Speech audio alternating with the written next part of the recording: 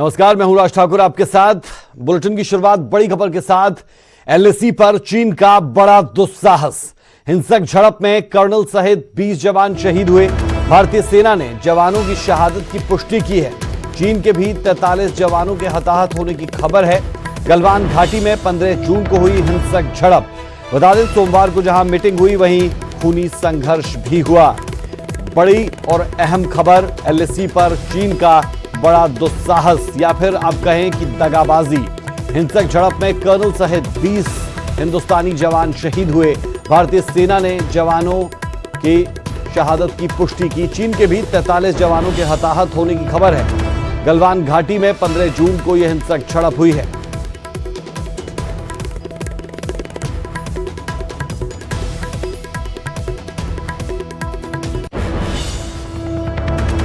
चीन से झड़प के बाद हरकत में केंद्र सरकार। प्रधानमंत्री नरेंद्र मोदी ने पूरे हालात की समीक्षा की।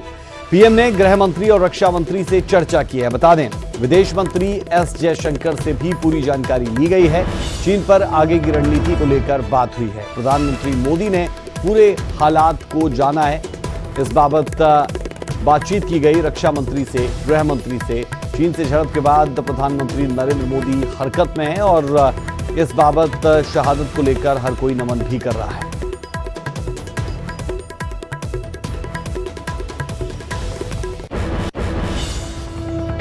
एलएसी पर हिंसक झड़प पर विदेश मंत्रालय का बयान सामने आया। एलएसी पर जो हुआ उससे बचा जा सकता था। मिनिस्ट्री ऑफ एक्सटर्नल अफेयर की तरफ से यह बयान दिया गया। अपनी बात पर रहता चीन तो ऐसी नौबत नहीं आती। 6 जून को कमांडर स्तर की बैठक में सहमति बनी थी। चीन ने उल्लंघन कर एक तरफा बदलाव की कोशिश की। हिंसक झड़प से दोनों देशों को नुकसान उठाना पड़ा। बातचीत के जरिए विवाद के हल की कोशिशें जारी है।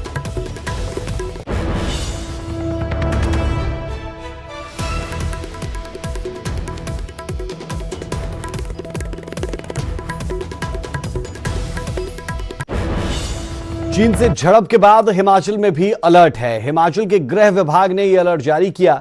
चीन से सटे लाहौल, स्पीति और किन्नौर में अलर्ट है। बता दें कि चीन की सीमा से सटे इलाकों में मुस्तैदी बढ़ाई गई है। नागरिकों की सुरक्षा सुनिश्चित करने के निर्देश दिए गए। चीन से झड़प के बाद हिमाचल में भी अलर्ट। जी हां, हिमाचल प्रदेश में भी अलर्ट जारी किया गया है और ऐसे मौके पर अलर्ट बेहद जरूरी भी था और कुछ वैसा ही किया भी गया। ये बड़ी और अहम खबर हम अपने दर्शकों को दे दें कि हिमाचल की गृह विभाग ने अलर्ट जारी किया। चीन से सटे लाहौल, स्पीति और किन्नौर में अलर्ट जारी है। चीन की सीमा से सटे इलाकों में मुस्तैदी बढ़ाई गई है। नागरिकों की सुरक्षा सुनिश्चित करने के निर्देश भी दिए गए हैं।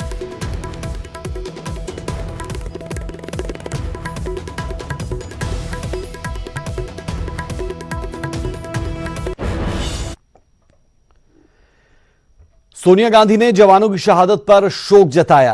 अपनी सुरक्षा और अखंडता के लिए हम एकजुट है।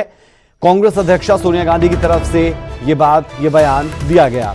बीजेपी अध्यक्ष जेपी नड्डा ने भी शहादत पर श्रद्धांजलि दी। पीएम मोदी के नेतृत्व में देश की सीमाएं सुरक्षित है। भारतीय सेना किसी भी हालात से निपटने में सक्षम है। जेपी नड्डा, बीजेपी अध्यक्ष की तरफ से यह बयान। एक तरफ सोनिया गांधी और दूसरी तरफ जेपी नड्डा, दोनों एक जैसे बयान देते हुए यानी सुरक्षा और अखंडता के लिए एकजुट होने पर जोर दिया जा रहा है।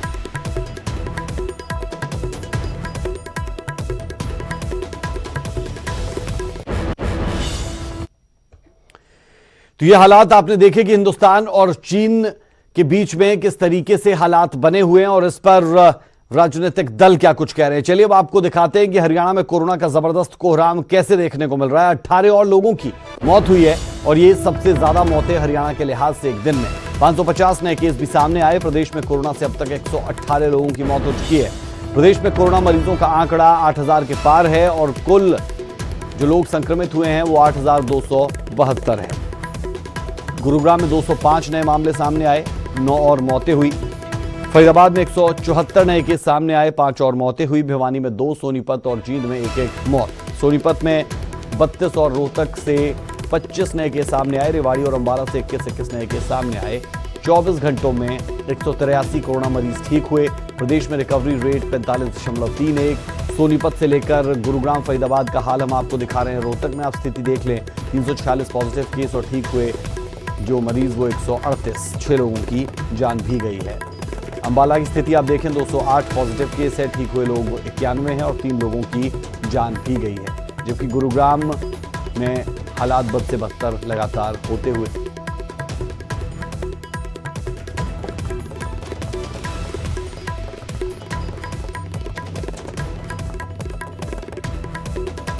और कोरोना संकट को देखते हुए आज भी मंथन जारी रहेगा। आज 15 राज्यों के साथ पीएम नरेंद्र मोदी की बैठक। कोरोना से ज्यादा प्रभावित राज्यों के साथ चर्चा। दिल्ली और हरियाणा के सीएम भी शामिल होंगे। कल पंजाब सहित 21 राज्यों से फीडबैक लिया गया था। कल पीएम ने कहा था, भारत में हालात बेहतर है, दुनिया की तुलना में भारत में कम मौतें हुई। कोरोना जितना रुकेगा, विकास उतना बढ़ेगा। थोड़ी सी लापरवाही लड़ाई को कमजोर करेगी।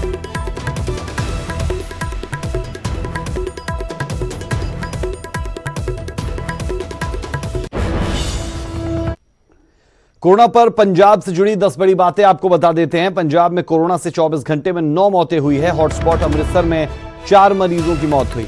अमृतसर में एक होमगार्ड जवान की भी जान गई। मलेरकोटला में पीआरटीसी के पूर्व जीएम की मौत हुई। जालंधर में एक बुजुर्ग महिला ने दम तोड़ा। तरनतारन में भी एक बुजुर्ग की जान गई। सूबे में अब तक कोरोना से कुल 83 मौतें हुई। पंजाब में 3400 के करीब कोरोना के मामले हैं। हॉटस्पॉट जालंधर में 31 नए मामले सामने आए। लुधियाना में 22 और अमृतसर में 15 नए मरीज।